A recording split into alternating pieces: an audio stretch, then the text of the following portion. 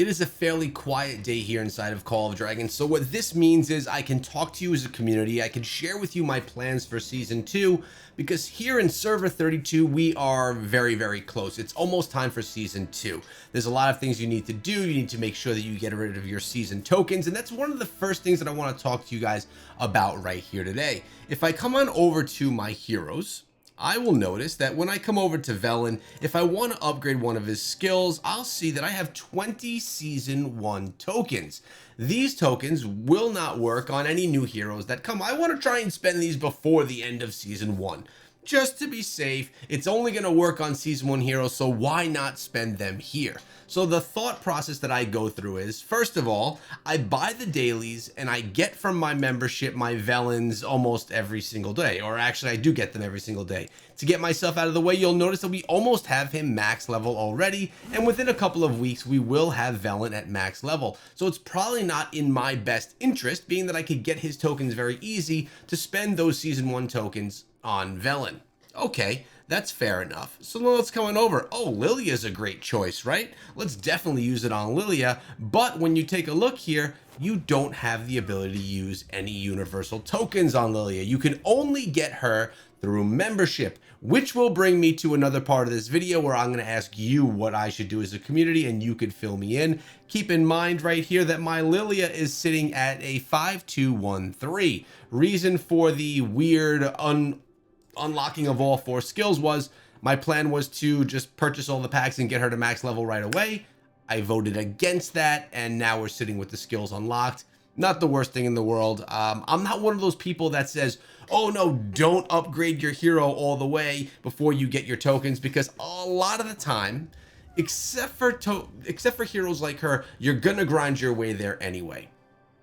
Min-maxing, sometimes I just try and play and have fun, and I don't focus on being absolutely perfect with every single hero. So the question is, I have 20 Season 1 tokens. Who do I spend them on?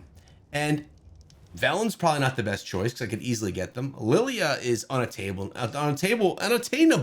from any of these universals. So I have to work on, could I go with a Kanara, my Archer March? Can I go with Nico also? I could go with Garwood, but who would do that? Not going to go with Indis because I get her free every single day. We're not going to go with infantry, because we're not going to be that big of a whale inside of the game. Honestly, just to jump to it, I think Thea is the best place to spend these. My personal plan here in Call of Dragons for Season 2 is to have one primary strong mage march. I'm already basically there. I could just upgrade my heroes a little bit more and then we will be there. My second march that I'm going to be working on is going to be Celestials, so that I can use them in war and have a lot of fun with that battle. So with that being said, Thea is a great choice to upgrade. So what we're going to do right here is we're going to go ahead, we're going to auto select and promote her to the next level, unlocking her next skill slot, and then we're going to spend those 20 or so universals that we have on her. I think that's a fantastic idea. So we've just unlocked her second skill. While in the field, Thea's Legion attack is increased by 5% and they take 5% less hero skill damage.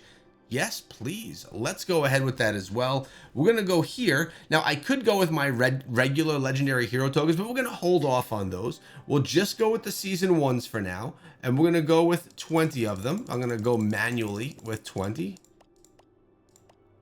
Boom. So all the Season 1s will be used. This is still not going to be enough to get her to the next level, but we will find other ways in time to do that. Boom. So now these hero tokens are there with her, and I'm down to only 21 hero tokens that are not specific to Season 1 heroes. So there we go.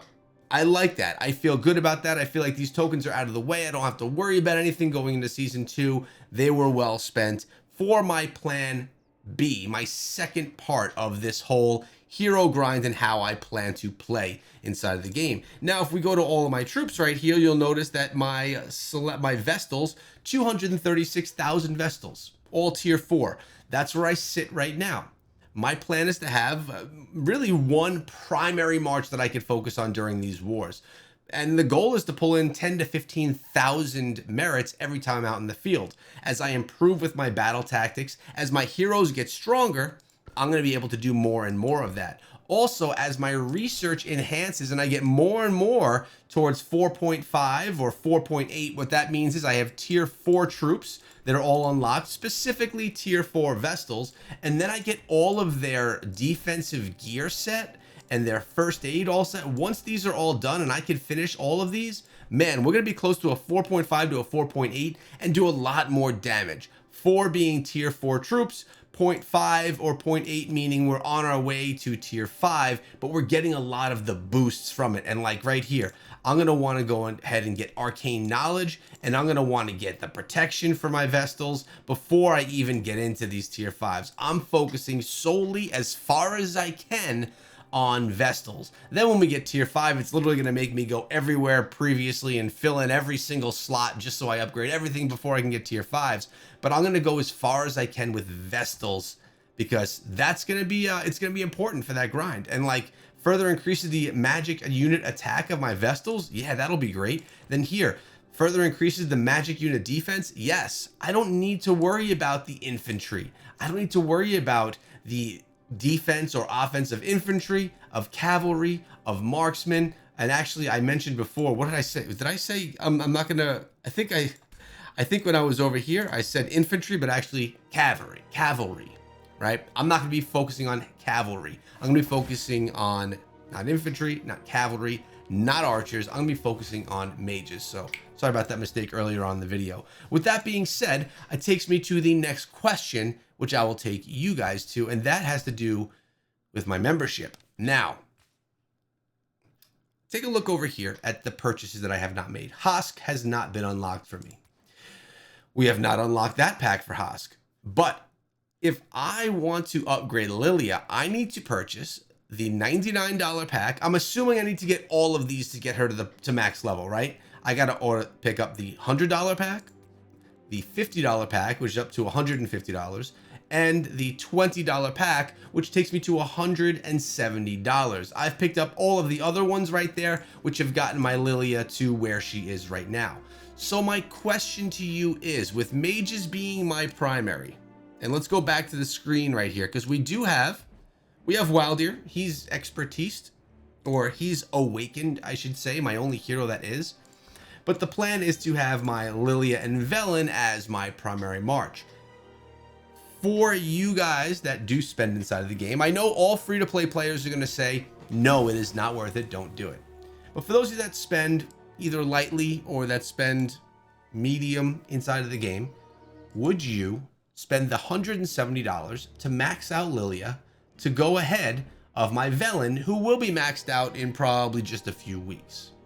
Or do I go with Velen as a primary and wait to kind of see what the new mage hero is going to be inside of the game, and then just spin that mage hero on the wheel every single time, you save all of my gems for that and go with that instead? What's your recommendation? I know that right now Lilia is probably the strongest inside of the game. She is definitely the strongest mage hero, and she's probably one of the strongest heroes overall inside of the game. But will she always be? My bet is no, that she won't. And will the whatever I've spent, I've probably spent, I don't even know what the first packs were. Let's actually go find out really quickly, because it's probably similar to what the Hosk packs look like, right? So Hosks go for, oh, actually, no, it's not the same, because there were some really cheap ones. There's like a 99-cent, a $5, a $10, a $20. So I probably spent $35 on her so far. Probably cost about $200 to $205 to max her out. Is it worth it for me?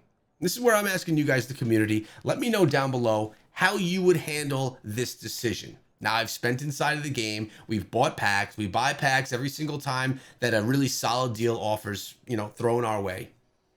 And we're almost max level as far as our base goes right now. I mean, we're Hall of Order level 24. We only have one more to go, and then the base is going to be solid. Artifacts we can always do works on, of course, but what are your thoughts? Let me know down below. And by the way, we do have our little event going on in Blood Moon right now. And this event really has to do with who has the nicest looking base. So I have to come over to screenshot mode now that we have our brand new, beautiful Hall of Order skin. and we need to take our screenshot of my mediocre at best looking base. What do you think of it? I think it's clean. I'm a very OCD kind of person. I like things to be very neat, in order, easy to find. As you can see, all of my resources in line, click, click, click, click, 4 clicks and I'm good. My hospitals all surrounding my Hall of Order. Got some of the primary buildings. We got research right here. We got our everything that we need to upgrade is right here. Shops and stuff are in the front, and all of our troops that we are training are all over here on the right hand side. Nice and tidy and neat. Is it the most fancy? Do I have the most abstract roads inside of the game? No, I do not, but it looks okay. I even planted some bushes, 4 in a row on an angle. Very nice, with some flags. Let me know what you think of my base, and I will definitely share with you as this little personal fun event goes inside of our server. I will share with you everyone's bases. I will show with you every single one, and we as a community can vote amongst ourselves in the comment section on whose base is the best. I think that'll be fun, but I really need to hear from you about Lilia. Should I spend on her or not? Let me know, and make sure you subscribe so you don't miss out on tomorrow's video.